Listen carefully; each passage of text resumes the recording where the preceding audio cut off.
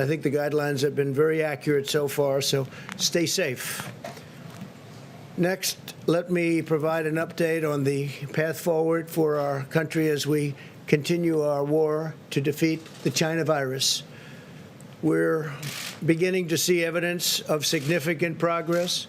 Nationwide, the number of positive cases has declined by nearly 6% from the week before, and the positive test rate has also dropped from 8.7 to 8% over that same period of time, an encouraging sign, very encouraging, I have to add, that the virus is receding. In hotspots across the South and West, we've seen slow improvements from their recent weekly peaks. Arizona's weekly case counts have dropped 37%. That's a tremendous drop, and the governor and the state have done a fantastic job, down 37%. Texas down 18.7%. I was there a couple of days ago. And Florida, 21.2% drop. So that's a tremendous job that they're all doing. As we begin to contain the virus in these states, we must focus on new flare-ups in the states where the case numbers have risen, including Georgia, Mississippi, Tennessee, Oklahoma, Missouri, and I think you'll find that they're soon going to be very much under control.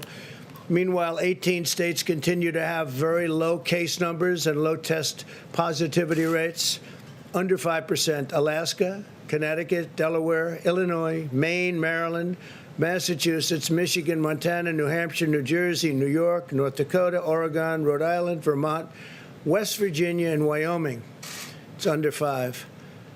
Even in these states, however, where the virus is under control and at a very low number, Americans should continue to be vigilant, be careful, in order to prevent the new hotspots from opening up, or any new hotspots from opening up in those states.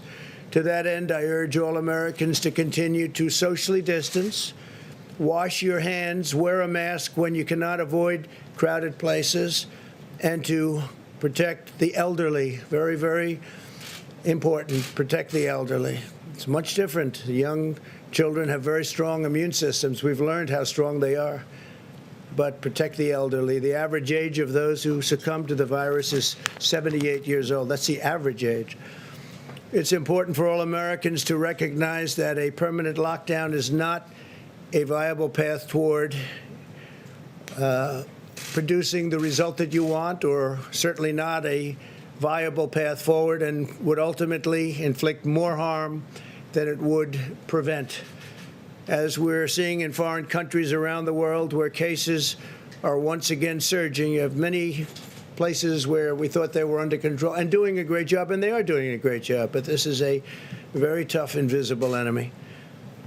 Lockdowns do not prevent infection in the future. They just don't. It comes back. Many times it comes back.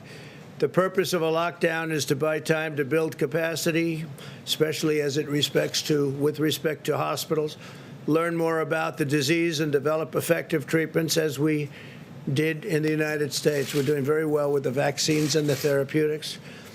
Countries where there have been very significant flare-ups over the